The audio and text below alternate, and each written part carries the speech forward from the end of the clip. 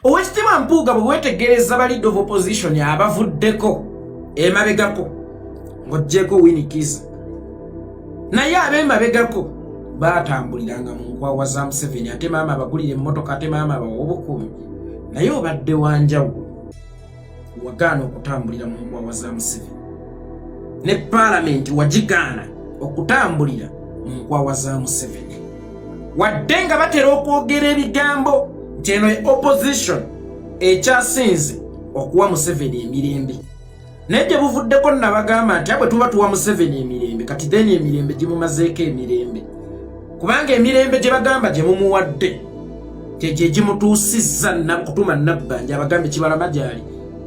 Ensonga za leader of opposition Mathias Mpuuga Nsamba ono yekiise Museveni ng'agamba nti olina otuwa abantu baffe be wabuzaawo awamu n'abo abali mu makomera nga basibwa ku nsonga z'ebyobufuzi. Twagala abantu abo bonna bayimbulwe kubanga tukkiriza bulungi nti tebalina musango era eggwanga lyonna likimanyi bulungi nti balangibwa bya bufuzi naye tewali musango gusobola baggulwako nga gwa mazima na bwenkanya. Abaabuzibwawo famire zaabwe zibeetaaga baddemu batwale obuvunaanyizibwa bwabwe mu famire ezo era naffe bw'obatuwa tujja kukkiriza tuddeyo mu paalamenti ng'aba opposition tugende mu maaso n'okuteesa. Bwe kitabaawo nga tetulayo ku bantu baffe abo tetudda mu paalamenti ab'NRM babeere mu paalamenti bateese bokka na bokka nga tebalinaako ludda luwabula gavumenti.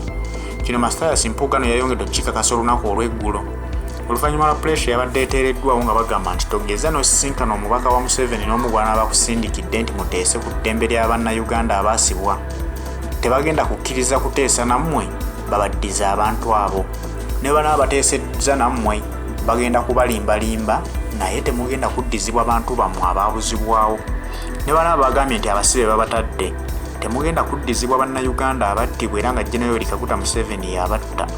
Basooke batuwa abaabuzibwawo be tutalabangako bate n'abasiba bali mu makomera ate oluvannyuma tubanje eddembe ly'abo abaafiira obwemage. Leader of opposition Mpuuga Nsamba yavuddeyo olunaku lw'eggulo n'akakasa nti tebagenda kudda mu paalamenti okutuusa ng'ebyo bikoleddwako era tebagenda kusisinkana mubaka wa Museveni n'omu kuteesa ku nsonga eyo kuba bwe basisinkana omubaka Museveni gw'aba basindikidde baba basisinkanye ne Museveni direct. Byonna bye bagenda okwogerako Mwami Museveni abeera bibatumye. Bagamba okuteesa ne Museveni bateesa ne Museveni bamuwe ki yalyoka abawa abasibe Bannayuganda. N'olwekyo leader of opposition kino kyeyakoze Abannayuganda bakisiimye nga balaba nti yakoze kiya kintu kikulu nnyo wabula ne basaba nti singa wabaawo enteeseganya yonna gye baagala okwetaawamu aba opposition bakitegeere nti omusayi gw'Abannayuganda mungi oguyiise era bwe bakkiriza ne bateesa ne Museveni ne bawuliriza ensonga ze baba baliddemu Bannayuganda abagenzi abo olukwe. Njagala okusooka okwebaza Oweekitiibwa Mathias Mpuuga. Mwenna Bannayuganda njagala mwebaze nnyo Oweekitiibwa Mathias Mpuuga. Tukkirize nti paalamenti emyaka 2 kitundu egisoose tebangako vibrant tebangako useful nga mu nnaku zino ez'okubanja bannaffe abaabuzibwawo. Era njagala okwebaza Oweekitiibwa Mathias Mpuuga tukkiriza ababaka b'oludda oluvuganya naddala aba National Unity Platform obaliidirize bulungi naddala mu kaseera kano okumya bulungi ettabaaza n'obateerayo ekitangaala ne bajja nga batunula bulungi we bayita oba ew'okuyita awatuufu ne bajja nga balabawo bulungi. Era entasiima ebulaagiwa singa nkeera n'enkulitisizinga Oweekitiibwa Mpuuga ku pointi eyo kitegeeza saamwagala bwagazi na bulijjo bwe mmuwabula nkozesa bunafu bwe okuyisawo pointi zange ezimusuula. Lwakoze obulungi alina okusiimibwa nga bwe nakikola juzi nga tuli ne Masaaba ne mpaka Oweekitiibwa Mpuuga buli omu amutwebalizeeko omulimu gwakoze ogw'okuteeka mulunga oba giyite 4-wheel drive mu kaseerezi kano ke tulimu ak'okubanja bannaffe abaakukulirwa abaabulwako amayitire situmanyi oba baasaawa oba battibwa kubanga omuntu bwakubulako emyaka egyo gyonna oba n'endowooza 2 either yazaawa oba yattibwa.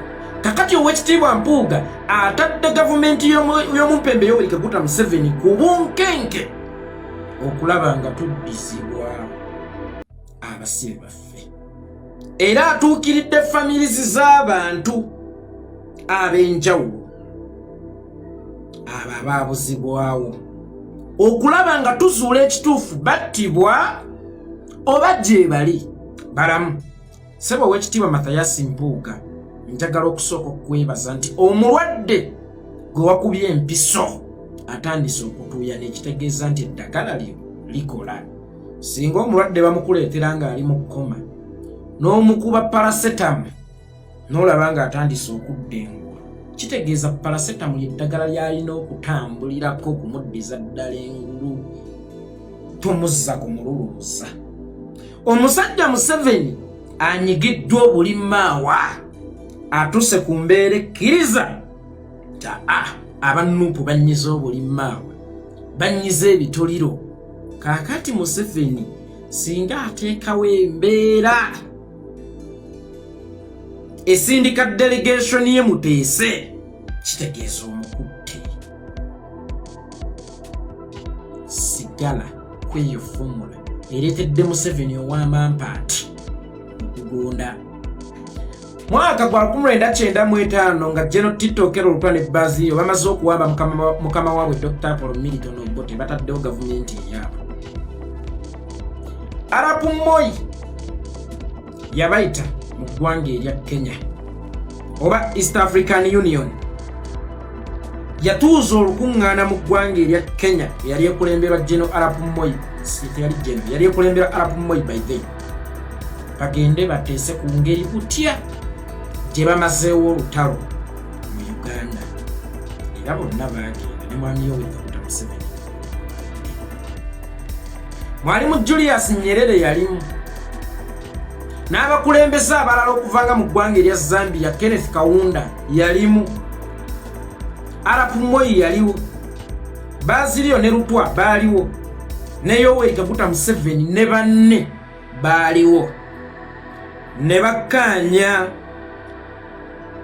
nti tuzze emirembe mu Uganda. Era Museveni n'ateekako omukono, Bazirio n'ateekako omukono, Lutwa n'ateekako omukono, Mwalimu Julius Nyerere n'ateekako omukono, ne Moi n'ateekako omukono. Yoweri Kaguta Museveni olwava e Nairobi gwe baali basuubira okusibira e Luweero okujjayo amagye nti bannange ceasefire tukkaanyiza, teyalinda n'oli kuva Nairobi kuba yamusooka okuvaayo, yalumba bulumbi kuba yamanya nti abasajja ekitegeeza wemba kutte babaluma. Kati siina kujjako muliro kigere ku muliro, nina kulinnya bulinnya paka bwe yatuukiriza ebiruubirirwa bye. Lwaki ffe tukkiriza okujjako omuliro ng'ate gwe tunyonyogera tumulabye atandise okuseka? Munsonyiweko munzigirewo abaana kano nkayiseewo. Abantu abakulu nga nze bwe tubeera mu nsonga zaffe ez'ekikulu ez'omu kisenge, n'owulira patanaawo ng'alaajana nnyo, olemezaamu bulemeza kuba omanya omunyize ppeesa era oddamu n'amaanyi, kubanga okulaajana kwe kulinga ng'enduulu mu mupiira. Kiiko apoyo tumwagala nnyo, buli lwe bakuwaana abawagizi oyongezaamu bwongeza maanyi. Kakati omupiira gufaananira ddala akaboozi k'ekikulu. Munno buli lw'owulira nga nene oyongeramu bwongezi ogamba weewaawo mutuuse we batamutuukanga. Kakati naffe munnaffe alaajanye Nuupu emutuuse we batamutuukanga. Kino kye mukoze ekya paalamenti mumutuuse kye mutamukolangako. Lwaki mujjayo nti bannayandyangu enduulu y'okusanyuka tebagidduukirira?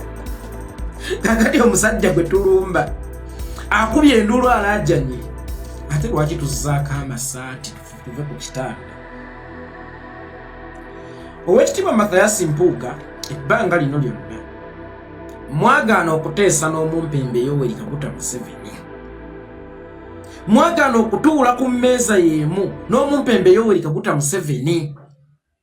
era omumpembe Yoweri Kaguta Museveni abawanda lulusu abeekokkola abeevuma Owekitiibwa Mpuuga bwe weetegereza ba leader of opposition abavuddeko emabegako ng'oggyeko Winnie naye ab'emabegako baatambuliranga mu nkwawa za Museveni ate maama abagulira emmotoka ate maama abawa obukumi naye obadde wanjawulo wagaana okutambulira mu nkwawa za Museveni ne Parliament wagigaana okutambulira mu nkwawa za Museveni wadde nga batera okwogera ebigambo nti eno opposition ekyasinze okuwa Museveni emirembe naye gye buvuddeko nabagamba nti abwe tuba tuwa Museveni emirembe kati then emirembe gimumazeeko emirembe kubanga emirembe gye bagamba gye mumuwadde gye gimutuusizza kutuma Nabbanja abagambe Kibalama gyali naye nga Nabbanja kimbuyege minisita atalina kusaba minisita atalina buyinza ow'ekifaananyi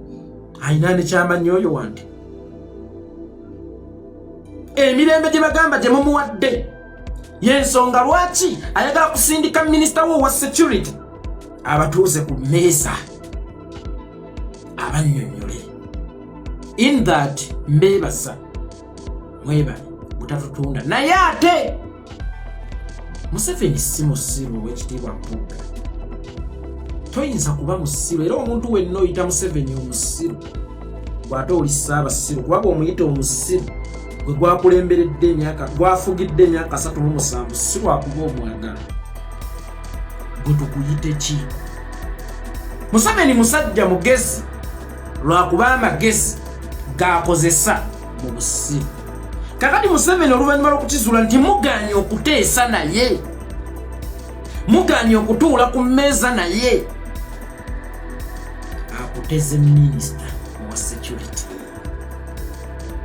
singa olaba Katikkiro nga zze ku mukolo oyo Ssaabasajja Kabaka yabaawo kubanga Owekitiibwa Katikkiro ye Kabaka w'ebweru bw'olaba minisita wa security eyalondebwa Museveni n'atuula ku mmeeza naawe oba otuddeko na Museveni olw'okuba mwagaana okumiitinga ne Museveni muteese akuteze minisita we owa security naye ate olunaamala okumusisinkana public agenda gituma abawogganyi be nga mu bawogganyi b'ennaku zino ndabamu ate n'ababadde ab'omuffe oba ab'omuffe agenda batuma nabagamba Museveni yasiba era yasumulula tebamaze kuteesa naye Museveni yeefuula ekizibu ng'ate yeddagala yakuliyetinga ekizibu ate era n'akuliyetinga eddagala oba nnaku nga 2 nabadde nkola mulamu aki ne mbagamba Museveni alinga omuzungu akuwa emmundu tigenda olwanagane ne gavumenti kyokka nga ne gavumenti ye yagiguzizza emmundu okulwanagana naawe ku mwenna gwe basooka okwasa ebinnyo yasooka okuddayo tuweeyo ku ndala omusajja w'amaanyi omuzungu akulyetinga obuvuyo ng'ate era yalina okubusolovinga kakati bwe tunaamala okusisinkana minisita wa Museveni mu kakiiko ka Parliament Jim Owes Museveni agenda kutuma abantu batandika okukola statements ezigamba twabagamba Museveni yasiba era yasumulula abanduupu bapondoose bakkiriza nti Museveni yederere n'ebirala in that Museveni senga munasisinkana minisita we mujja kuba musisinkanye Museveni kubanga Kabaka ne waalatuuka Katikkiro n'atuuka Kabaka aba atuuse kubanga Katikkiro ye Kabaka w'ebweru kakati olunaku olwaleero Jim Owes ye Katikkiro wa Museveni mu Ministry ya Security oba mu nsonga z'obutebenkevu mwaka gwa 1995 Obuganda bwagwamu ensasagge Ssekabaka Edward Muteesa nga mu budde obwo yali akyali Kabaka bwe yawaŋŋangusibwa Ssaggavana Cohen n'amutwala mu ggwanga lya Bungereza entabwe eva ku Ssekabaka Sir Edward Muteesa abakabaka kuba kati simwogerako ng'eyafa mwogererako mu budde obwo Kabaka Sir Edward Muteesa Governor Cohen oluvannyuma lw'okuleeta ekiteeso kubanga kakatakyasijja Governor Cohen gavumenti ya Bungereza ng'eyali bakama baffe kubanga twale lyabwe yaleeta ekiteeso East Africa okugifuula ensi Tanganyika nga mu budde buno yeeyitibwa Tanzania ng'erina okwegatta ku Kenya yeegatte ne ku Uganda then tukole ensi Sir Edward Mutesa kyeyava abagamba mulyoka okutwala Uganda kasita mulekawo paati ya Buganda fe Abaganda tujja kwemalirira. Cohen kyamunyiiza nnyo n'alabanga guno gwe muziziko ogugenda okumulemesa okugatta East Africa n'akwata Sir Edward Mutesa n'amutwala mu ggwanga erya Bungereza n'amuwaŋŋangusa. Tewali Muganda yatulako na muzungu kuteesa kudda kwa Mutesa. Weewaawo oli Mutesa naye yali tateesa. Wabula Abaganda beeyiwa ku nguudo era eyo people power gye yatandikira. Kyova olaba bwe mpuliriza bana abajejjembukana nti ffe twatandika people power tebamanyi kigambo people power kiki. Oba osanga mwakitandikawo mu Luzungu naye ekigambo people power abantu basooka kikozesaako mu mwaka gwa 1955 naddala ab'omu Buganda nga Sir Edward Mutesa waŋŋangusiddwa Governor Cohen okumutwala e Bungereza. Tewali Muganda owensa omukopi n'owa waggulu omulangira oba omumbejja yatuulako na Cohen kuddizibwa Ssaabasajja Kabaka waabwe neeyiwa ku nguudo. Abantu battibwa naye abantu baamala ne basinza gavumenti amaanyi eyali abakuumi oba ey'abafuzi b'amatwale. Mutesa n'akomezebwawo ku ttaka. Tetwateesa oba bajjaddaffe tebaateesa ku madda ga Mutesa oba ku ddembe lya Mutesa. Baali demandinga no matter what. Yensonga lwaki Polycarp Kakooza omutiibwa ennyo omugenzi yeebake Mirembe bwe yali ayiye ekitiibwa kya Buganda yateekamu ebigambo ti abaziira ennyo abatusooka balwana nnyo entalo. Oba osanga yalitaddemu nti abaziira ennyo abatusooka bateesa nnyo n'abalabe no balwana nnyo entalo. Kakati oli takufunzanga obagaininge ku ddembe lyo, oli takufunzanga obagaininge ku freedom yo. Buli Luteesa wabaako kyowaayo okubaako kyojjayo. Singa Museveni atuteeka mu kattu ne tuteesa naye ku baana ba Uganda abasibiddwa oba abaabuzibwawo katugamba akkiriza okuba tumuwadde ki kuba gwe mugaso gw'okuteesa. Kyenkakasa kye tuyinza okuwa Museveni struggle suubiri abannayuganda. Kyenkakasa kye tusobola okuwa Museveni okutuddisa abo tontabaala sikutabaala bano mbabawa naye tebadda okuntawaanya bano mbabawa nekino tekiddangamu. Kakati mu Luteesa luno tugenda kuwaayo ki okutuddiza bali kubanga nze kyenalirowoozezza ow'ekitiibwa Museveni ye kye yali yagadde tuweeyo bwe butaddamu mutambaala. Ate abantu nga teri amugambako nti okola ki, asibe abalala nga teri amugambako nti okola ki. Kale manyi Omuganda agamba nti ogutaggwa guboolanya abataka, kyokka ate mu kuggwa tulina kuyitira mu kuteesa. Nga bwe kiri nti ogutaggwa guboolanya abataka, tukkiriza okuteesa n'omubaka wa Museveni. Kabe Museveni yennyini ndi mwetegefu nze nga nze okutuula ku mmeeza ye ndekeraawo okuddamu okumukolokota atuwa abasibe kubanze loolo yange mu byobufuzi bya Uganda oba opposition kumukolokota nzikiriza kubanga ogutaggwa guboolanya abataka naye asooka nzirize Jakana Nadduli asooka nzirize Rita Nabukenya asooka nzirize Yasini Kawuma asooka nzirize Dani Kyeyune asooka nzirize Michael Kaliika Zigiwine asooka nzirize Sweet Pepisi asooka nzirize Naabageesera asooka nzirize beyatta ku 18 Novemba 2020 asooke addize omwana Masudi Luzige omumwagwe gwe bakuba amasasi n'ayulika n'amannyo okumuteeka mu buzi okuvunda musajja wattu ayina amasira bw'atamira ddagala waliwo abamufuma ku TikTok nti kikekenka kavubuka akaali handisamu mwe temulaba nti ndi handisamu naye omwana oli yali handisamu asooka